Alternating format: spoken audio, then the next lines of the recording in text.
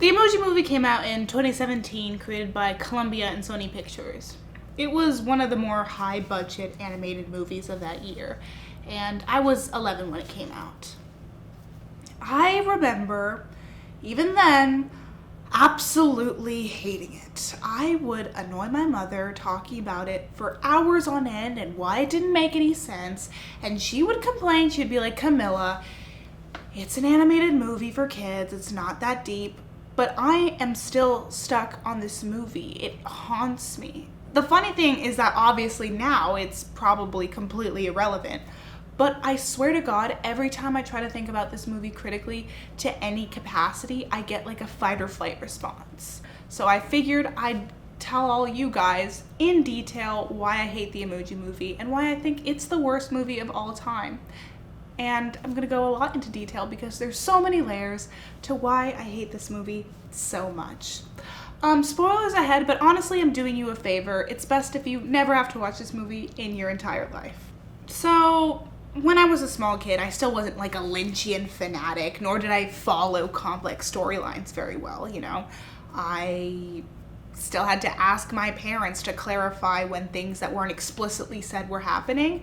But I did like good movies. Some of my favorite movies were The Sixth Sense or The Others, both of which use a similar plot twist mechanism to recontextualize the rest of the movie. In other words, I was always kind of a little pretentious nerd, and I like to think a little bit more critically about the movies that I watched. And what bothered me about the Emoji Movie was how it didn't make sense on basically every single level. I might as well just tell you the plot of the movie so you can kind of get a gist of where I'm going from here. So basically, a quick synopsis of the film is that Gene is a meh emoji on this middle schooler named Alex's phone. He's an outsider in his Emoji City world because he can feel more emotions than he should be programmed for, and as such is essentially able to express himself as any one of the emojis that doesn't require an extensive physical transformation. This becomes an issue though because the emoji's jobs are to be scanned as their digital representation. Once Gene malfunctions at the job, Alex assumes that there's something wrong with his phone and books an appointment at his local phone store to get rid of the problem. The president of the emojis, essentially Smiler, chases after Gene the whole movie to try to erase him in order to save the whole phone from being wiped. All the while, Gene, with the help of fellow emoji High Five and a hacker named Jailbreak, tries to get to the cloud to get proper code to be fixed. The movie is kind of a be yourself kind of movie, and I would argue that that doesn't work at basically every single level. For one, on the surface level of just being a kind of stay true to yourself message, the logic of the ethics presented are pretty flawed. Yeah, you could give a trolley problem-esque response. Well, no one should have to die, especially not for a trait they didn't choose.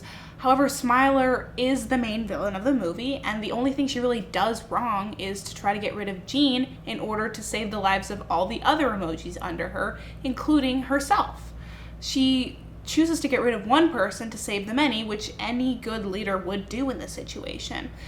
It's clear that Gene is an actual problem. He does actually put other emojis in danger, so why should his life be valued more than everybody else's? I would argue he's the selfish one because he values some vague idea of how his job is going to bring him self-fulfillment over basically the safety of everyone around him. In tangent with that, the medium of him being a coded representation makes this idea fall flat even more. To illustrate this best though, let's see how Gene operates. His big break is when he creates a custom emoji to send to Alex's crush Addie. When he does that though, he turns on the kid's camera in order to react to his emotions. If we're keeping the logic that beyond the phone, the world which Alex lives with is realistic, Gene really does look like a huge security issue. He might even be spyware. There shouldn't be an emoji that's able to just like hack into your databases or affect your apps or physically look at you and turn on your camera. When Smiler tries to kill him, she uses antivirus bots, again implying that Gene is a virus. The logics of the emoji world and the regular world aren't congruent at all, making the whole logic of the whole movie really, really weak. Beyond that though, Jailbreak's character is a huge mess. She's supposedly an emoji that turns into a hacker, especially in the malware app that Alex has for some reason.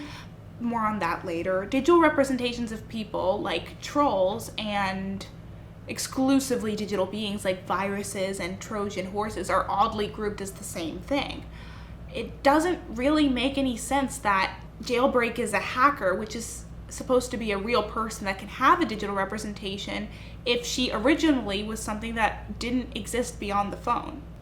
Going back to Alex, though, he really is one of the biggest issues with the movie because he is so incredibly stupid. Why does he go to wipe his whole phone because of one misrepresented emoji? Why does he have an app that's literally just trolls, spam, and viruses? What is that supposed to represent in the real world? The closest I can think is Reddit.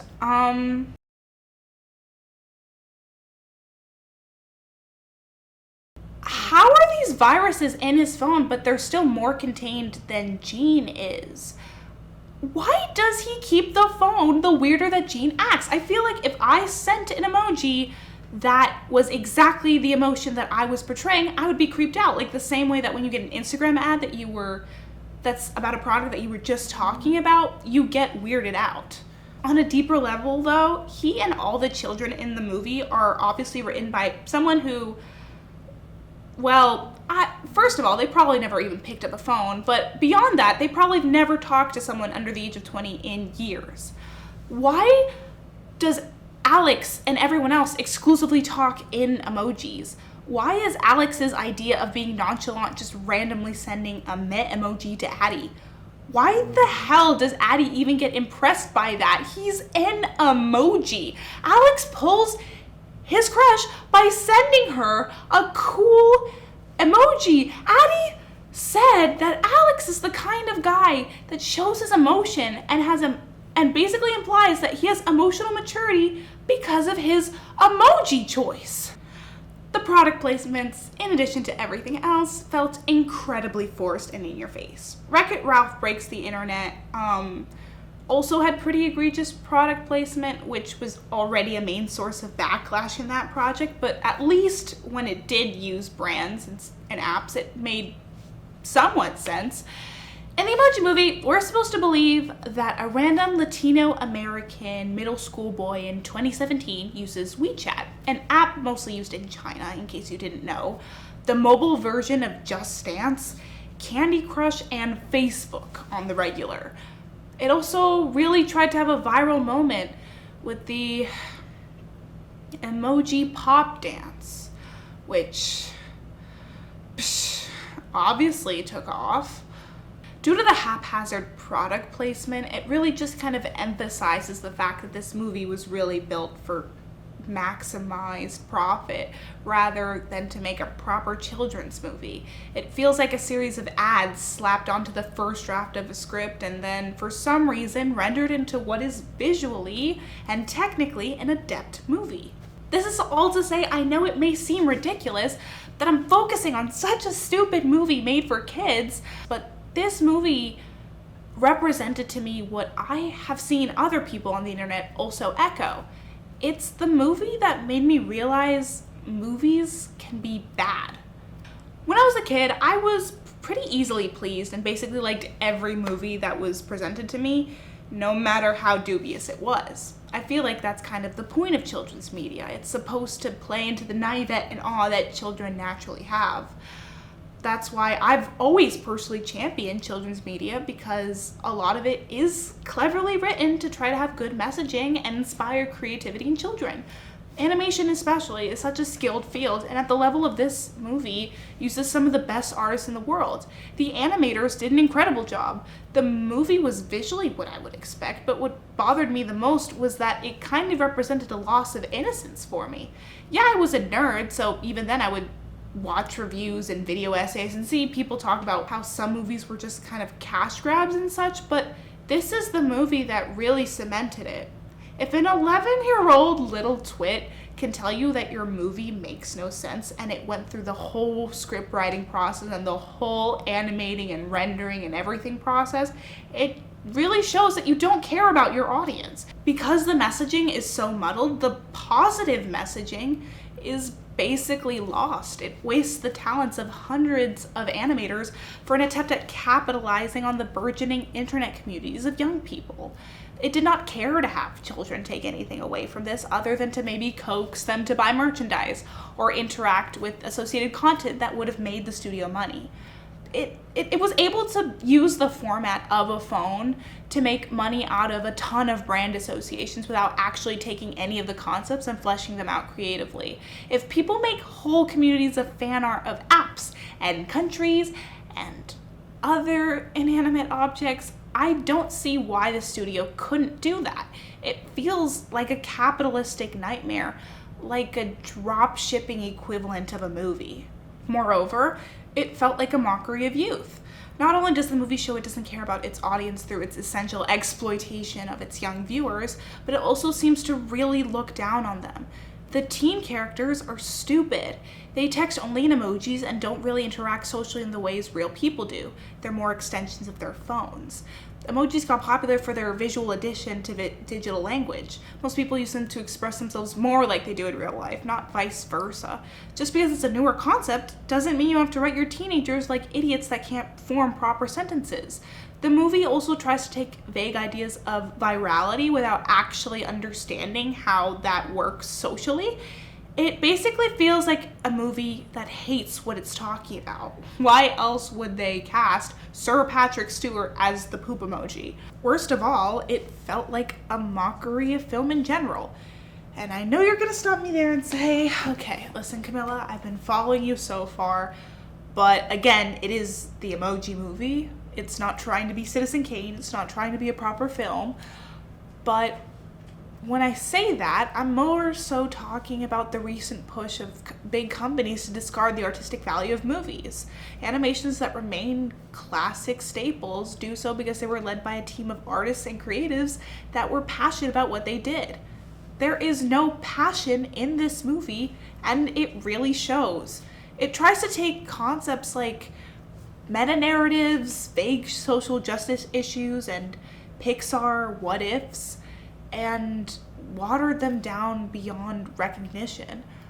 A movie doesn't have to be deep to be good. Toy Story arguably is not a very deep movie, but it tells a compelling, heartwarming story that was made out of creativity and passion.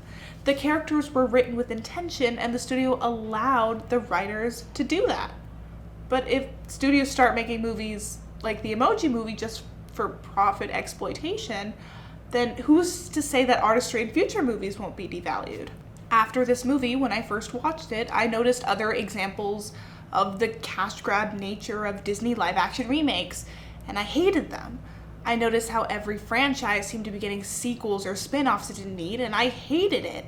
It upset me. New content made without care was becoming the norm, and I worried not only for the people who work in the arts, but for any creative at all, including me.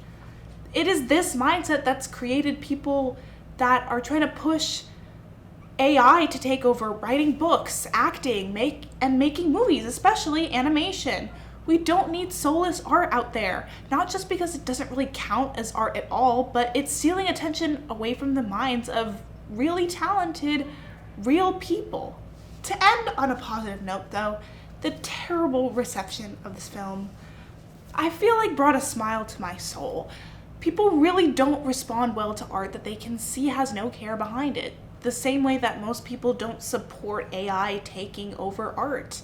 Studios need to veer from what seems to make the most sense financially in order to preserve the tradition of creating new art to enjoy.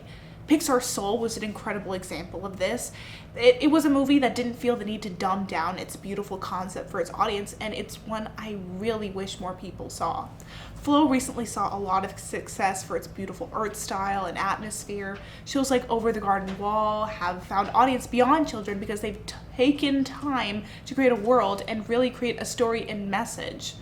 Animation, especially aimed for children, can be a beautiful genre. I want this movie to serve as a reminder that there's better out there.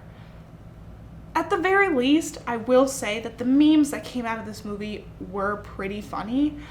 And what's funnier is that whoever made this movie and wrote it probably doesn't even know what a meme is. But